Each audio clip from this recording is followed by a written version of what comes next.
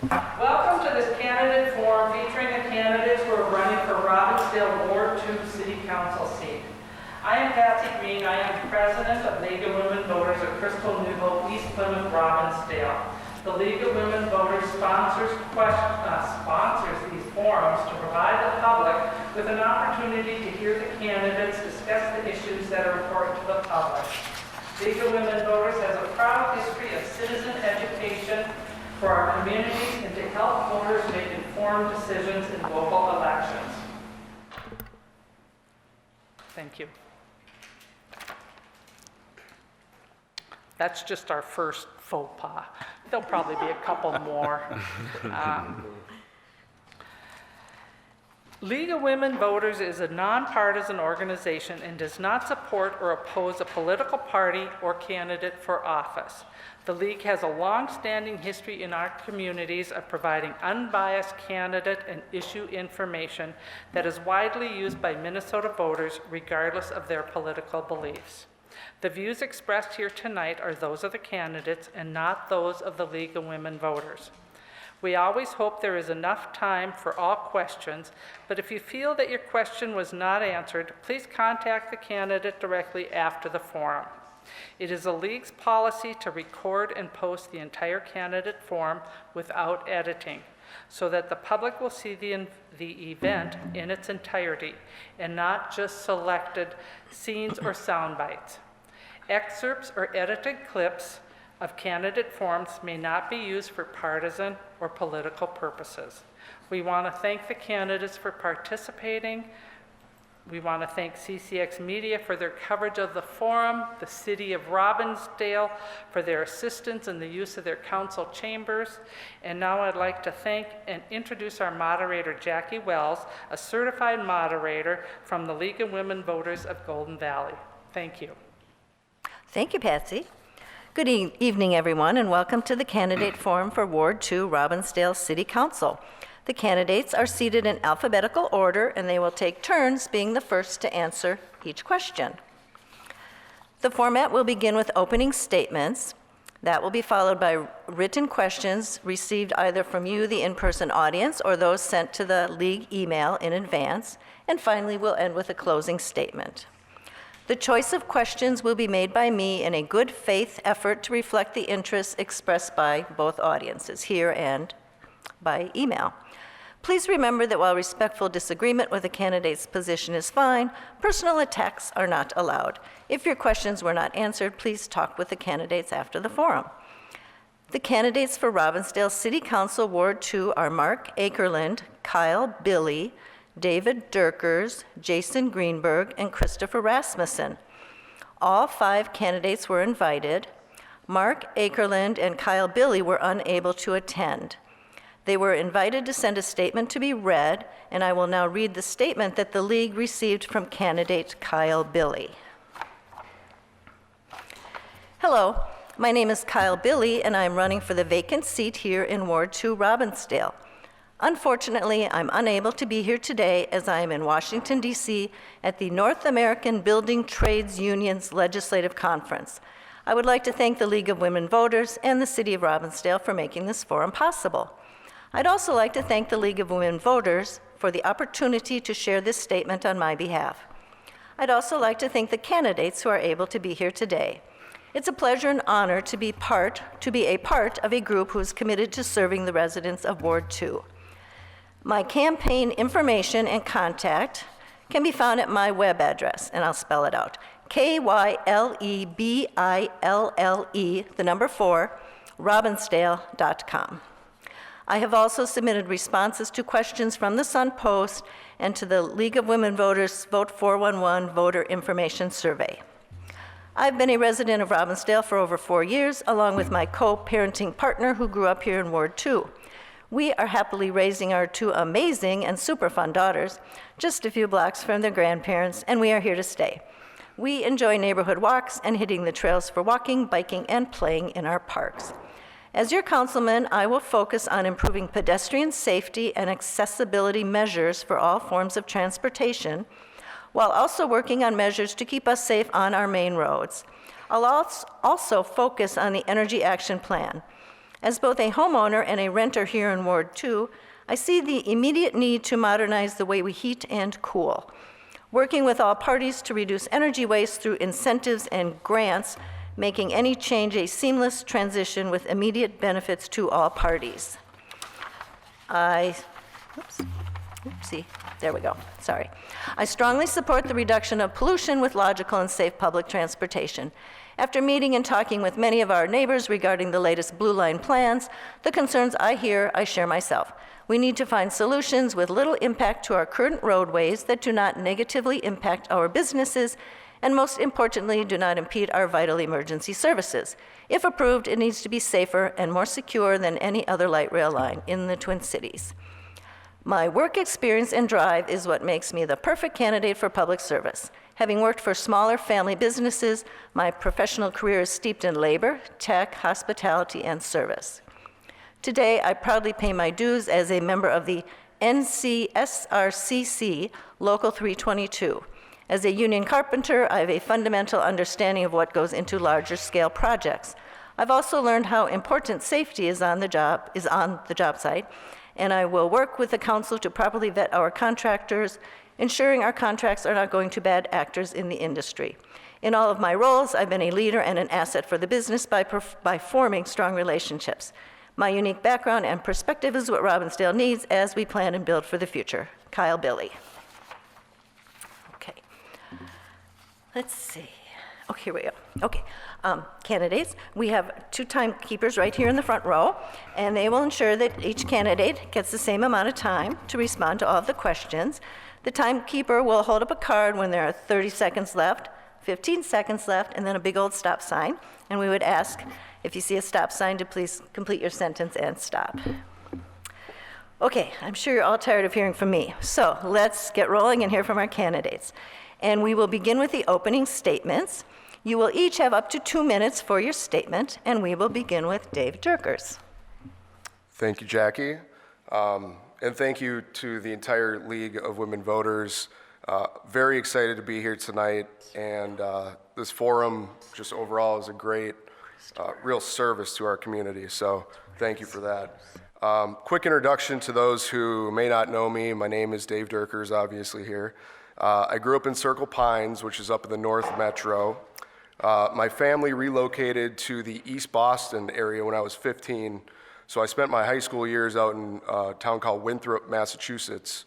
Attended college at Plymouth State University in New Hampshire, studying business, and then ultimately I transferred out to the West Coast and lived in Las Vegas, graduated from UNLV. My path led to San Diego for 5 years, starting and building businesses from scratch, going through what I like to call the school of hard knocks in entrepreneurship, unbelievable experiences. Came back to Minneapolis 10 years ago, lived in Northeast Minneapolis, met my beautiful wife Mary, and we got married in 2018. We wanted to find somewhere a little bit more suburban from Northeast, but still had walkable amenities and we could still get to Northeast quickly. And we kind of found Robbinsdale. So the stars really aligned for us. We bought a house, our first house. We moved here in 2020, and now we have 2 amazing kiddos, under age 3, very loud and busy house. I see Robbinsdale as a truly special community with amazing people and potential. I'm active in the Robbinsdale Chamber of Commerce and the Northeast Minneapolis Italian-American nonprofit. My highly unique entrepreneurial experiences combined with day-to-day dealings in complicated investment real estate negotiations and transactions qualify me well for the council position. But what drives me most importantly is my love for Robbinsdale and the community. And thank you. I look forward to the questions tonight. Thank you. Jason Greenberg, please. Thanks to the League of Women Voters for holding this forum and inviting me to participate. My name is Jason Greenberg, and I moved to Robbinsdale in 2007. I've been married for 20 years to my wife, Jessica. We're proud parents of 2 teenagers. I'm a runner and frequently use the Parkway and our parks and open spaces around Robbinsdale. I'm a big music fan. I listen to many genres, collect vinyl. And I also love great food, from home cooking to our excellent local restaurants. It's even possible that you've seen me at Nouvelle, the Birdhouse, or Nona Rosa's. I've loved my experience in Robbinsdale. From neighbors who look out for one another to our charming historic downtown, our city has been a great place to live. I've gladly spent time giving back to our community. My experience includes time spent on the Planning Commission for almost 8 years, as well as more recently representing Robbinsdale on the Community Advisory Committee for the Blue Line Extension. I have previously run for this seat and valued the opportunity to meet with our residents and hear their thoughts. I consider it an important responsibility to represent all the voices of Ward 2. I also know it will require working with city staff, existing members of the council, local businesses, the county, and other stakeholders that interact with Robbinsdale. Through my work on the Planning Commission and the CAC, I believe I've shown an ability to take different viewpoints into account and represent them effectively and in a productive way. I'm running for city council because I love Robbinsdale and I want it to continue to thrive as the unique city that it is. It would be an honor to serve our community on the council, and I look forward to the forum this evening. Thank you. Thank you. Chris Rasmussen, please. Well, thank you. I appreciate, again, the League of Women Voters for hosting the forum, my fellow candidates for their interest in serving the people of Robbinsdale and filling this seat. It says a lot about the importance of the race and the commitment to the community that 5 people filed for this office, and so many of you have gathered for this forum, so thank you. My name is Chris Rasmussen. I grew up in Taylors Falls, Minnesota. I earned a PhD from the University of Michigan, and then I moved around the country for my career before returning to Minnesota a few years ago, in part to help my dad, who managed to live independently until age 92, and may he rest in peace. And by chance, in a crazy housing market in 2021, my husband Tim Tormone and I ended up here in Robbinsdale, which has been a remarkable blessing and a joy, with friendly neighbors, walkable streets, beautiful parks and lakes, charming commercial center, easy access to downtown Minneapolis.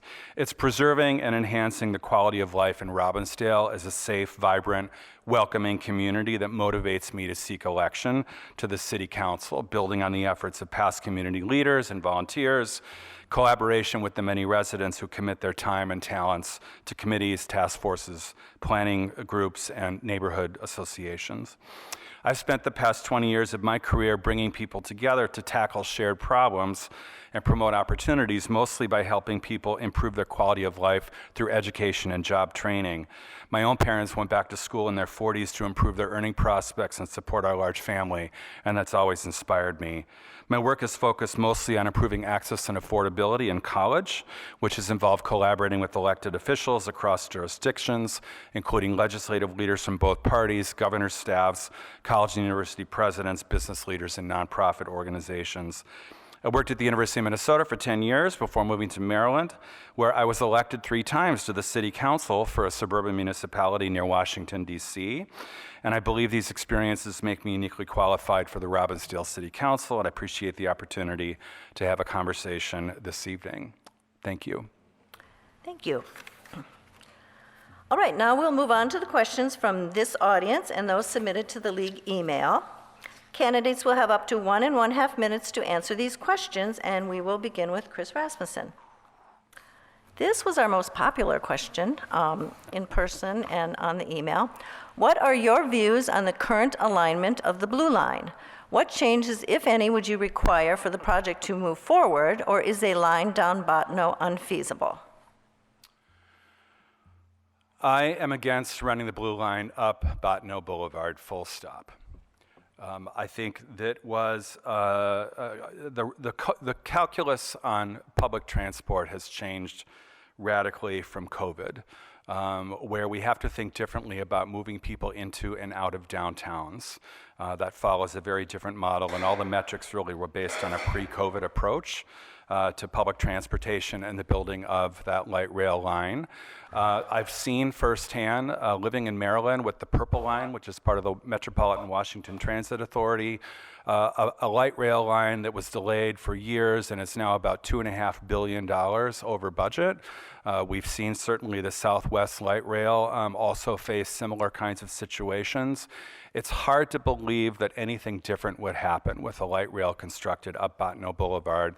The degree of disruption and the amount of money that's spent on that really is just not acceptable. I'm a fan of public transit. I was a transit commuter in Washington. I took the bus regularly to my job in Denver. I use scooters, I use Ubers, etc. I'm for bus rapid transit. I'm for sensible light rail. I'm not absolutely opposed to a line going up the existing rail corridor. My understanding is that's probably off the table, but we just need to look at more sensible solutions with public transit, and running the light rail at Bottineau is not a sensible solution. Thank you. Thank you.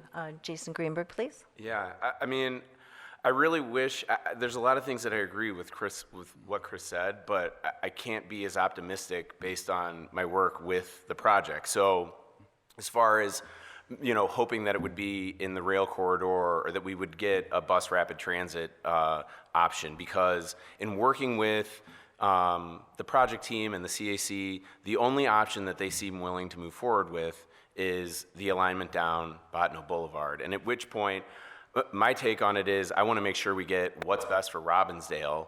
I'm always open to hearing other opinions and options, but everything that I've seen and all the feedback, and I've worked on this for 2 years now, and there's a lot of people that are against the light rail, there are a lot of people who are for the light rail, and I think it's been about effectively communicating what Robbinsdale wants, but they have shown no willingness to change any conversation about the alignment that is currently being presented. So with that, I think we need to make sure that we get 2 left turn lanes from northbound 81 to westbound 42nd, and that means we need to elevate light rail. I am glad that I helped get rid of the overpass that was at the Parkway. So now we need to adjust the station at Lowry, and we have to see a plan for contingencies with details on safety if things don't turn out the way that the project is telling us that it will. Thank you. Dave Durkers, please. Yeah, so the blue line was actually a selling point when we moved to Robbinsdale, and then I attended all the events, got very familiar with the project and how it had changed, and I'm definitely a firm believer that putting rail down the middle of Bottineau is not the right solution for Robbinsdale. I think you could really accomplish the goals with bus rapid transit. Electric buses would be great. But, I think that getting closely involved in it recently, the current plans are only at 30%. To my understanding, the Met Council is going to be looking for municipal consent vote from each city this summer. And I mean, from what I've learned about the project, I don't really know how any city could consent with a 30% plan. So I do think that there are better alternatives. I do think that this is obviously a hot issue in Robbinsdale. It's a generational issue. I love public transit. If it was done right in the rail corridor, which likely can't happen, I'd be all for it. But I think we need to do some thinking and some adjusting, especially based on the challenges with Southwest Rail and how that's turning out. I just think that, it starts at City Council and a no on the municipal consent vote. Thank you. Jason Greenberg, you're first on our next question here. Okay. Waste removal service was a big issue in 2021, 2022, and part of 2023 as waste management prioritized larger cities over Robbinsdale. The contract with Waste Management is up for renewal next year. Would you sign with them again, or do you think the city should take a different path, and why? I definitely think we should be open to looking at a different path. I do know that there are some benefits of the way that the program is set up now with the stickers that are pretty cost effective. I know not everyone is aware of those, but for residents who take advantage of those, they're really effective. And I know we've run into issues previously, but it seems like more recently it's been okay. So it's not that it's all bad. We definitely have run into problems, but I would definitely want to see some competition to open up avenues and just look at what else is out there and be reasonable at looking at. I mean, it only makes sense to open up the door to competition and see what else is available. But it's so yeah, I would definitely be open to that. Thank you. Dave Durkers, please. Would you repeat the question, please? Sure. Waste removal, I'll start over. Waste removal service was a big issue in 2021, 2022, and part of 2023 as waste management prioritized larger cities over Robbinsdale. The contract with Waste Management is up for renewal next year. Would you sign with them again, or do you think the city should take a different path, and why? Yeah, I think competition's great. That was quite the annoying situation, I'm sure, for everybody in town. I know I was emailing them often, almost weekly. You missed my house. When are you guys coming? And it just kind of went on and on and on. So I think definitely competition is good. And if there's another local provider that can provide those services better, and make Robbinsdale more of a priority for those services, then, why not?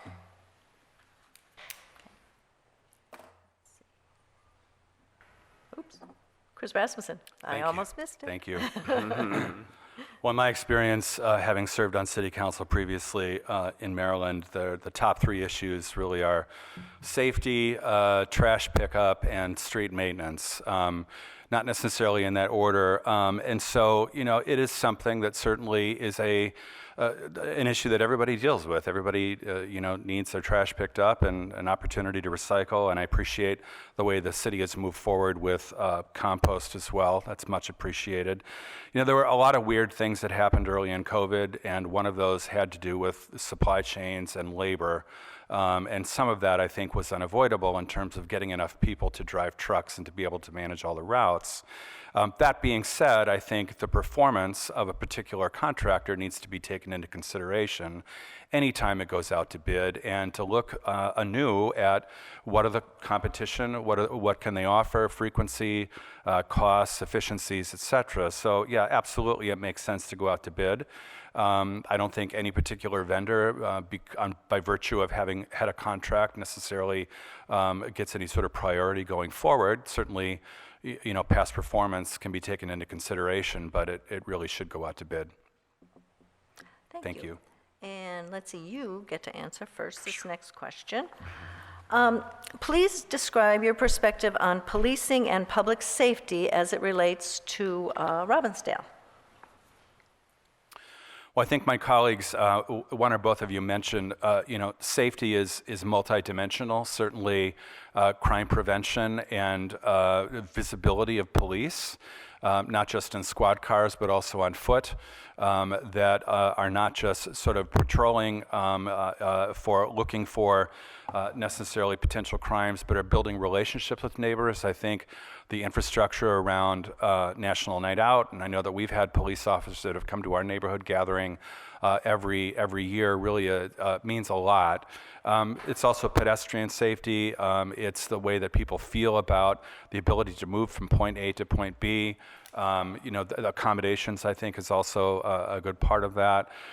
It's a tough environment for police in terms of personnel. Robbinsdale has to compete with lots of other municipalities, to get well-trained folks and to be able to retain them. And so I think any council is really challenged with taking a look at what are the personnel needs, what is it going to cost us, what do we do in terms of retention, and how do we hold our police officers accountable. I lost track of the question, but that's my answer to a question in that general area. How's that? It was a very broad question, Okay. Purposefully. Thank you. Jason Greenberg, please. Can you repeat the question? I sure can. Please describe your perspective on policing and public safety as regards Robbinsdale. Yeah. So I think we're lucky in that we have a strong police force with a good presence in Robbinsdale that does work hard to get out into the community, be, visible in public events, is not just in their squad cars and, offering out tickets and driving quickly down 81. But that said, I think, there's always ways to look at public safety, how to address it. I mean, I think there are some crosswalks that specifically need to be addressed around the parks. I know that's not specifically policing, but we can bring attention to that.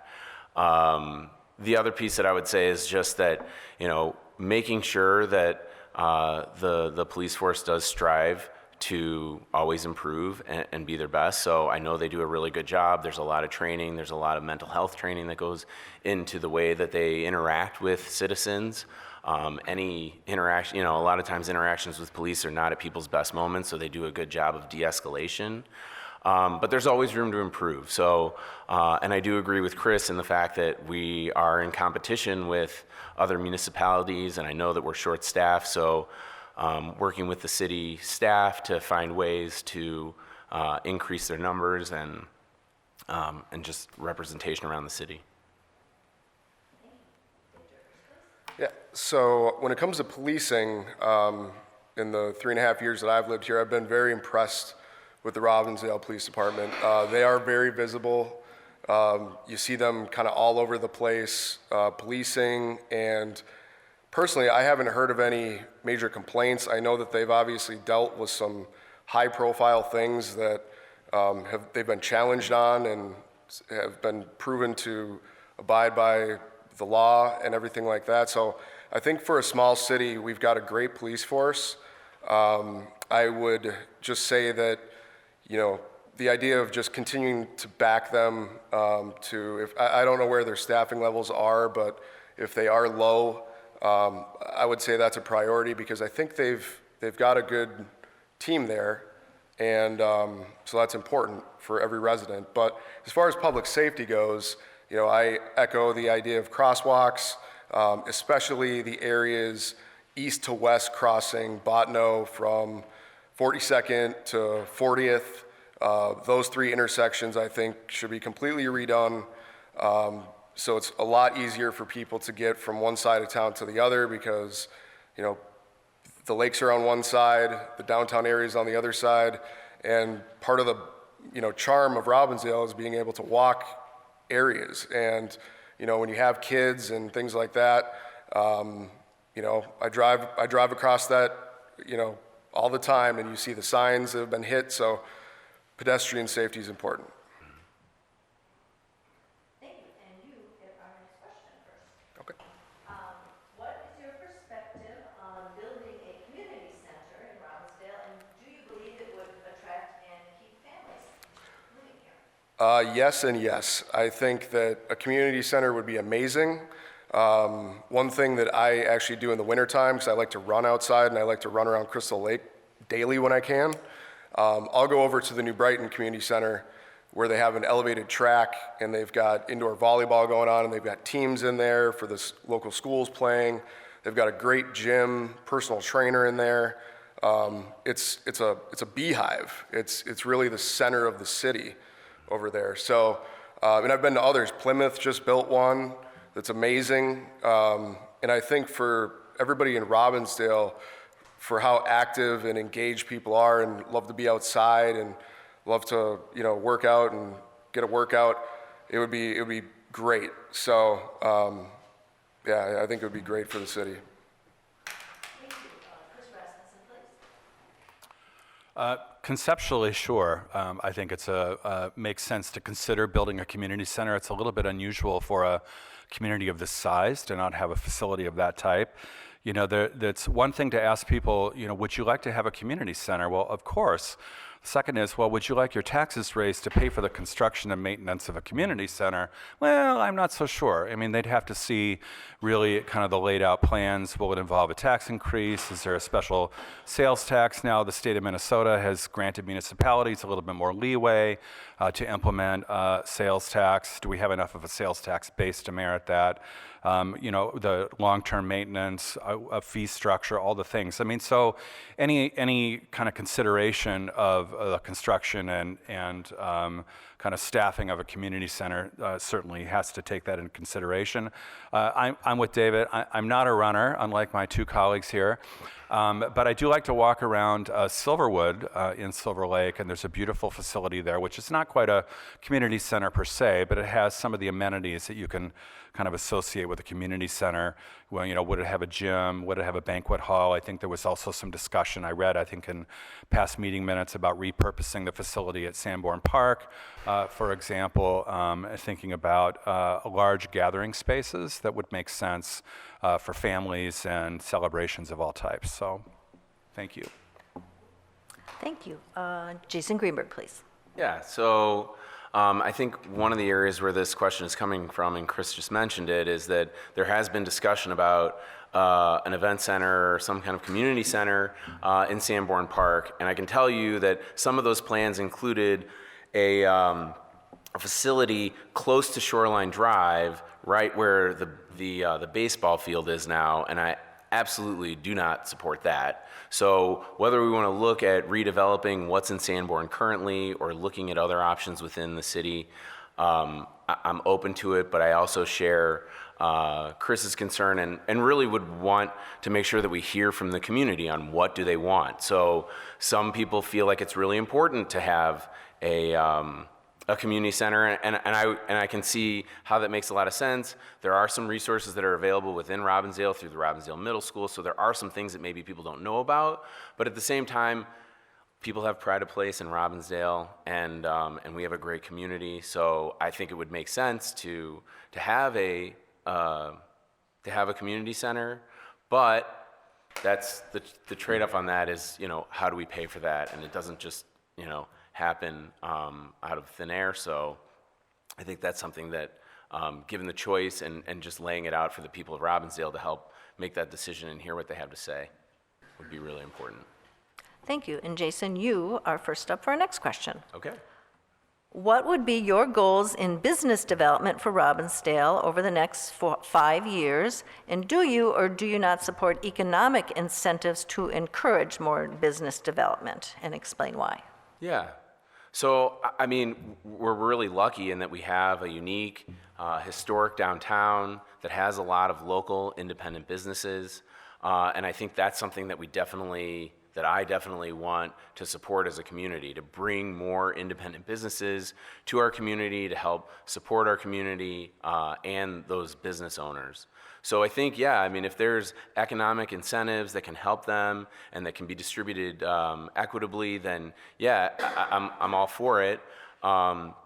Because we do need incentives to bring people to Robbinsdale, and I think that was a big piece of, you know, over the last 10 years, there's been a lot of changes where we've had new restaurants move in, we've had some redevelopment of sites, and a lot of that has to do with the fact that we got the word out that Robbinsdale was open for business and wanted people to open and start their businesses here. So, you know, I think as it relates to small independent businesses, economic incentives make sense. I don't necessarily need to incentivize huge conglomerates to come into Robbinsdale and take over. So in whatever way we can accommodate that, I think, yeah, we definitely want to support our independent businesses.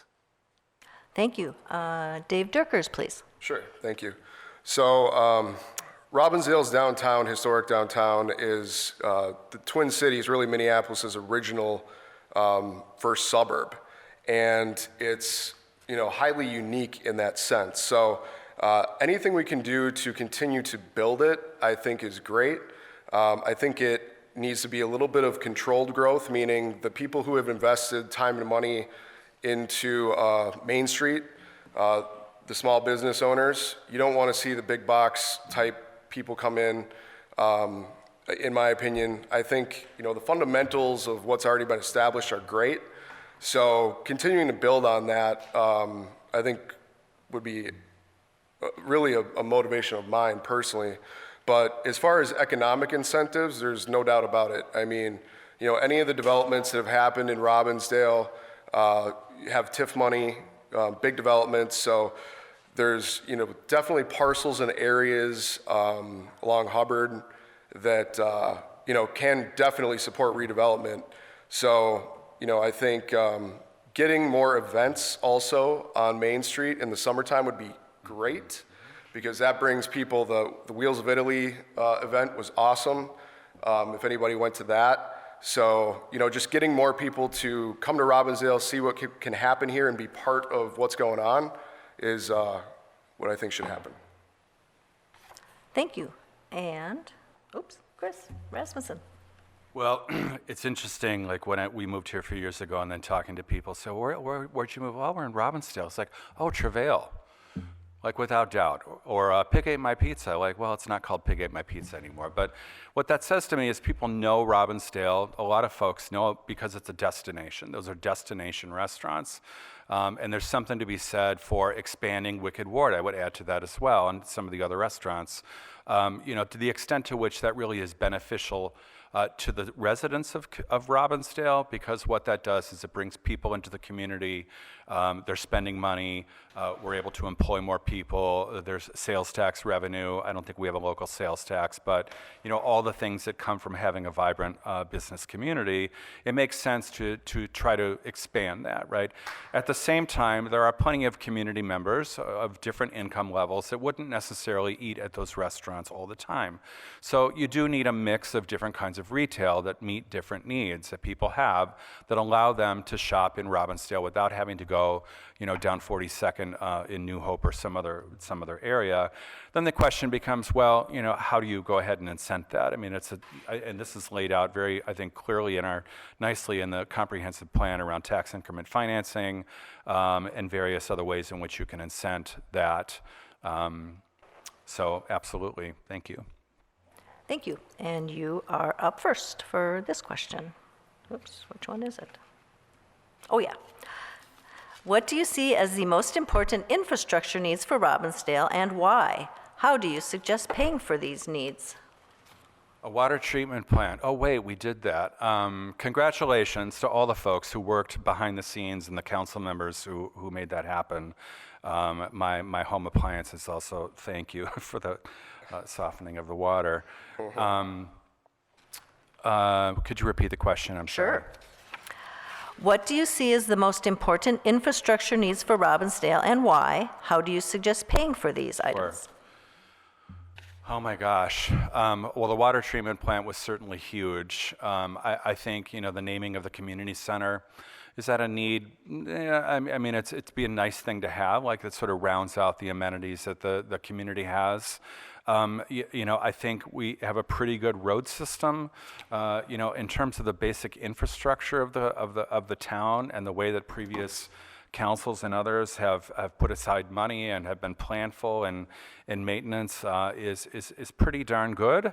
I think certainly we have to consider some of the dated retail establishments. I think a big thing for the next council to take on really is the redevelopment, for example, of the strip malls, is that the Robbins Center? I'm trying to remember the different names, sort of on the east side of Bottineau. I think that is a whole sort of complex of buildings that's primed for redevelopment. How is that done in a thoughtful way that meets the needs of current and future Robbinsdale residents? Thank you. Jason Greenberg, please. Yeah. I think from an infrastructure standpoint, obviously we just accomplished a couple of major projects with the water tower and water treatment. There are still some 100-year-old pipes that are in Robbinsdale, and so those will definitely need to be addressed, and I think the city has done a good job of planning for those and budgeting for those. One thing that I will say is that I know that the city council and city staff worked really hard to keep increases down over a long period of time, and so when the increases did come, they felt like a big hit, I know, to a lot of people. And so one thing that I would look at is maybe trying to have those more incremental year over year so it doesn't feel like such a hit all at once. One thing I feel very strongly about is keeping our historic water tower. I know it's not a major infrastructure project in the sense of development or water treatment or anything like that, but it is an icon for Robbinsdale, and it's really important that we keep it. And I think as far as paying for it, there's a lot of different ways we could do that because it does need to be painted and maintained. And so there could be fundraisers. There's also cell phone antennas and transmitters on there that we could look to those companies to help pay for it. And then obviously there'll probably be some component of public funding as well. But I think it'll be relatively limited. And it's definitely something that I think we need to keep in our city. Thank you. Dave Durkers, please.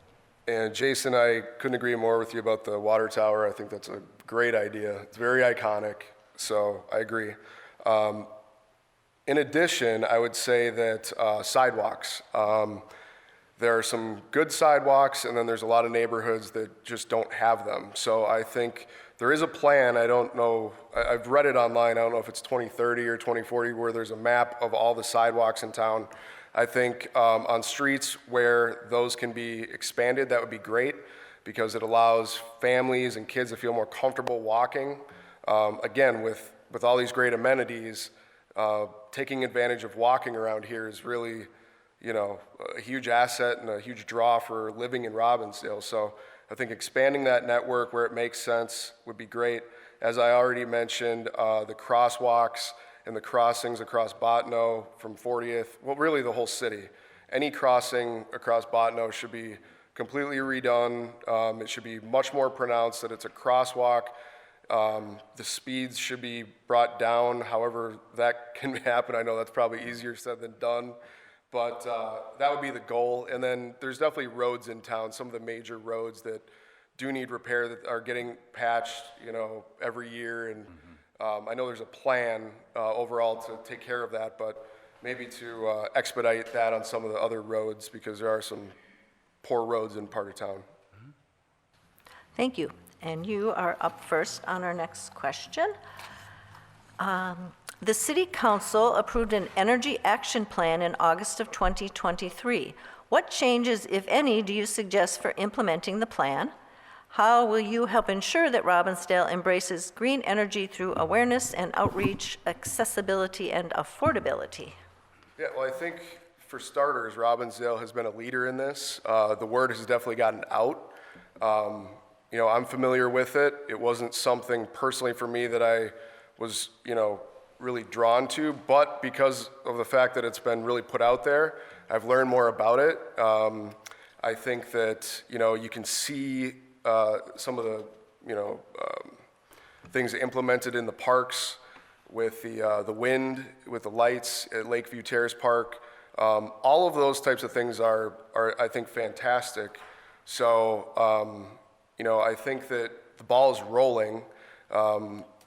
If it was my position at the council, I would just look to, over time, get more familiar with it and just continue to build off of it because, it's the wave of the future. We need to protect the planet and, use all of our resources as well as we can. Thank you. Chris Rasmussen, please. Thank you. I really appreciate the community for taking this on in developing the energy action plan, which I think was really well done. Some might criticize that as being sort of too modest and not going far enough, and others might think that it's a little bit too much. So it's one of those just right kind of approaches, I believe. Really the focus on taking advantage of existing rebate and other kinds of incentive programs. Every little bit counts. I appreciate that in terms of lighting, et cetera. The main drivers in a residential community of greenhouse gases are home heating and cooling. And so whatever we can do kind of through incentive programs and education, connecting people to resources, whether that's on window replacement, weatherization, modernizing heating and air conditioning units, incentives to certainly replace old, inefficient appliances as well. And so that requires an ongoing partnership with Xcel Energy and CenterPoint and what are the other kind of environmentally focused organizations that have a little bit bigger footprint and a little bit more kind of clout regionally that we can also partner with. So we take our own dedicated folks in town that are part of a green team or an energy action team and collaborate sort of across municipalities to have a greater impact. Thank you. Jason Greenberg, please. Yeah, I definitely support being more efficient, doing a better job of utilizing energy, and taking advantage of alternative sources and the programs that are available to us. And so in a lot of ways, it's a great program. The one thing I would say is, making sure that we get the word out. Just like anything that happens in city government, sometimes it's hard for people to find out about it. And so obviously there are social channels and the newsletters and things like that, but just bringing more attention to it, whether it's having events, doing things across municipalities.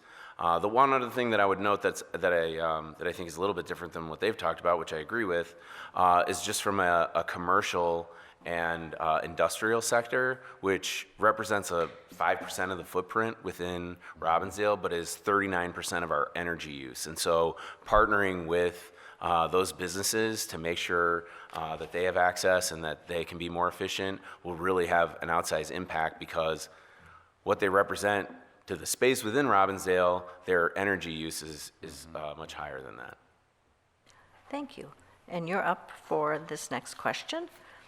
What suggestions do you have for the city's budget in order to minimize property tax increases?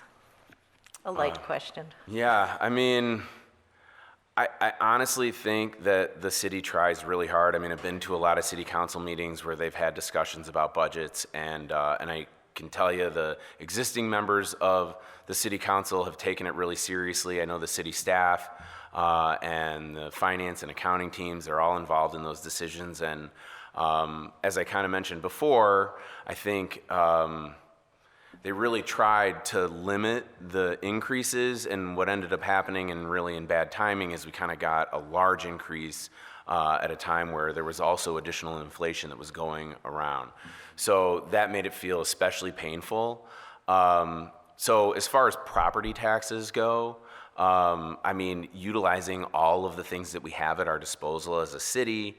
I mean, we are a relatively small community. We're mostly residential. We don't have large businesses to like make up the difference. So it's really about being efficient with the way that we spend our money, and then really just making sure that we're fair as far as how that's distributed across the citizens of Robbinsdale.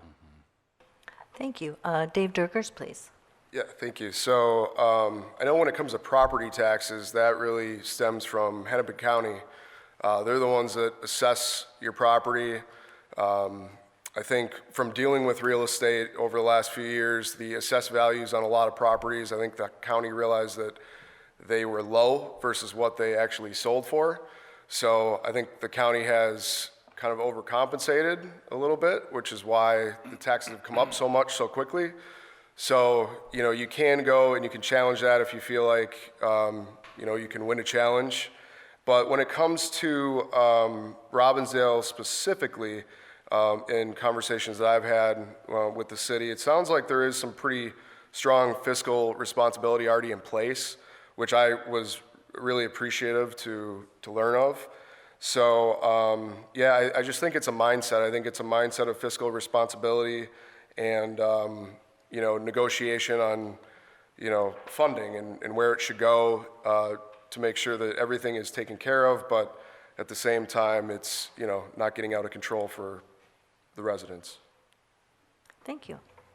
Chris Rasmussen, please. Thank you. My colleagues have framed this well. I mean, it's about efficiency in government, but also prioritization of different things that command spending. It's a matter of looking at various kinds of projects that are need to do versus nice to do. How do you plan for those over the course of multiple years? Making some hard decisions about things that can wait. For example, so you can minimize the amount of increase in any particular year. But you're right, I mean, the city is the city is a part of the tax bill. A lot of it is the county. A lot of it is schools system as well. And so, we have a kind of a piece of that overall pie. I think the other piece of that is to ensure that nobody should lose their home because they can't afford to pay their taxes. right? So programs that are in place for folks who own their home outright, are on a fixed income, and where the tax burden is such that it becomes a threat to whether they can stay in their home. So whatever programs exist now, how could those be strengthened so that that particular impact is not so burdensome that it causes them to lose their home. Thank you. And you are up next here. If you are elected, how will you engage with the residents of Ward 2 to ensure you are representing diverse perspectives? A lot of that is visibility, certainly, and that means, I walk my dog a lot, and we tend to stay above Lake Drive, so we don't have to cross Lake Drive for the traffic, but getting out around Crystal Lake and in various parts of the ward, it also means kind of identifying those events that are taking place in the community. For example, the Shelley Day that's coming up, the Arbor Day on Saturday, other things where there's an opportunity to be visible, but also make a statement that I'm here, I want to talk to you, I want to learn about what your concerns are. It's about also being responsive to email messages, ways that people communicate. It also means responding to the press. I've been in elected government before, and sometimes you get difficult and challenging people that work for the press, but they're there for a good reason. They're there to ensure that there's transparency of government, and so it requires having a good relationship with the media, and also, being willing to talk to anyone about any particular issue, recognizing that there are lots of passions out there and lots of strong feelings, and you have to be in a position where you're thick-skinned and not take things personally, because folks oftentimes feel very passionately about different issues. And so how can you listen without judging and at the same time use that as a way to inform your overall perspective? Thank you. Jason Greenberg, please.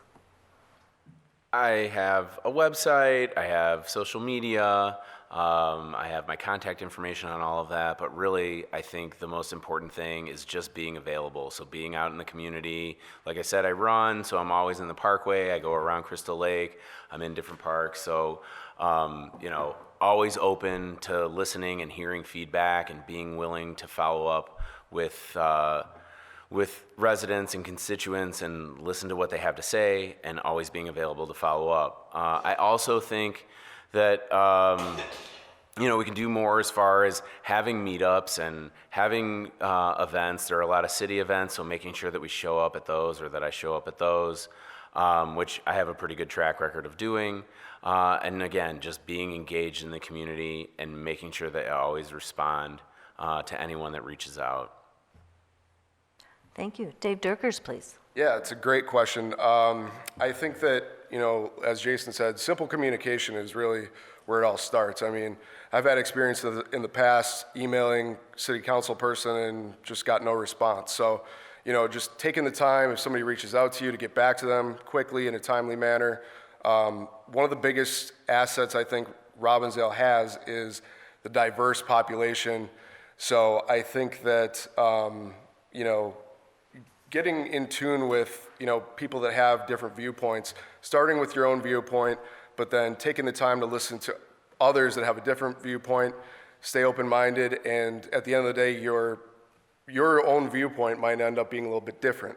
So I think that, the more open we all are to listening to each other, it's only going to make Robbinsdale a more unique place and a more strong and trend-setting place. So, and also I do agree, social media, website, there are some great organic kind of things happening around town. Birdtown First Friday, I've been to a couple times. It's just a local group of people that get together and have a drink at a different business establishment once a month. So, taking advantage of those opportunities, and at the end of the day, it's the people that reach out that are heard. So encouraging, others to reach out and get engaged is the best way to, understand other viewpoints. Thank you. Well, time has certainly flown by. We've got to move on to your closing statements, please. And you'll have 1 minute, each of you, for your closing statement. And we will begin with Chris Rasmussen. Oh, my gosh. Well, first of all, I again want to thank the League of Women Voters. I want to thank all the folks who have shown up today, my fellow colleagues here running for the council seat, the opportunities to have conversations in advance of today with folks who really care about the city and the quality of life in the community. You know, it's interesting because this is, we were talking about this in advance. You're running in May in a primary to run in August for a seat that has 4 months left in the term. And then you might also be running in August for a primary for a 4-year seat and then run in November. So it's a lot. And so I appreciate all of my colleagues who are willing to step up and really be of service to the community. And that's really what I want to be, of service to the community. I believe that I bring both experience as well as a passion for good government and for finding collaborative solutions to our shared challenges. So thank you for the opportunity. Thank you. Jason Greenberg, please. Thanks again to the League of Women Voters for having this forum and the opportunity to participate. Thanks to everyone who's in the audience and who ends up watching this online or on CCX. Thanks to the other candidates for getting involved and for caring about Robbinsdale. As I hope I conveyed this evening, I have the experience to handle the issues that are facing our city. I know much of the city staff. I've worked with the existing city council in addition to other stakeholders that work and interact with Robbinsdale. I'm excited for the opportunity to represent the people of Ward 2 on the City Council, hear more about what is important to them, and find ways to make sure everyone's voice is included. I believe it's important to that we keep our historic water tower, improve traffic and pedestrian safety, and make sure we get what's best for Robbinsdale in regards to light rail. I want to support our local independent businesses, our historic downtown, and keep Robbinsdale the charming city where neighbors look out for one another. It's a great place to live. And I want to do everything I can to continue our path forward together. Thank you. Dave Durkers, please. Well, it's been great to meet both of you tonight.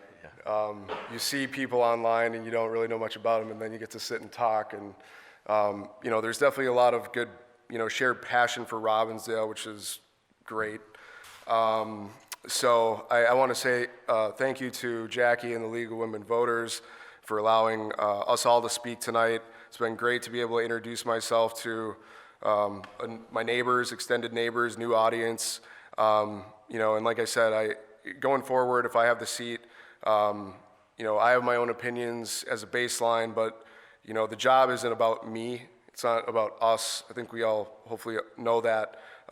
It's really about communicating, listening, learning, and representing our ward to the best of our abilities. And that's what I plan to do. Plan to do that independently. And yeah, I think as far as previous experience goes, I would love to come in and give a fresh perspective. So thank you all for your time. Thank you. I would like to remind everyone again that the views expressed in this forum are those of the candidates, not those of League of Women Voters. League of Women Voters Crystal New Hope East Plymouth Robbinsdale would like to thank you all for coming tonight and our online audience for viewing. We would especially like to thank our candidates for being part of the democratic process by running for office and for being willing to serve our community. We always hope there's enough time for all of your questions, but if you feel your question was not addressed, please contact the candidates directly after the forum.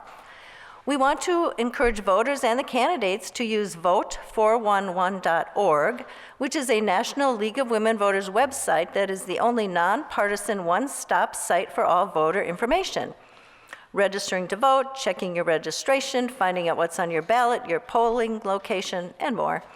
You can find more information about candidates and about voting at vote411.org or mnvotes.gov, which is the Minnesota Secretary of State website. Links to all the candidate forums and additional voter information can be found on the League of Women Voters Crystal New Hope East Plymouth Robbinsdale Facebook page, and at the website LWVCNHEPR.org. The League researches issues important to our members and to the health of our communities. If you are interested in finding out more about what we do and how you can also make a difference, please pick up a membership brochure at the registration table or visit us at lwvmn.org. Membership is open to anyone age 16 and older. You probably know, but early voting is open right here at Robbinsdale City Hall during regular business hours, plus on Saturday, May 11, from 9 to 3. Again, thank you all for coming, and remember to vote on or before May 14. Your vote is your voice. Now please join me in thanking the candidates for Robbinsdale Ward 2 City Council.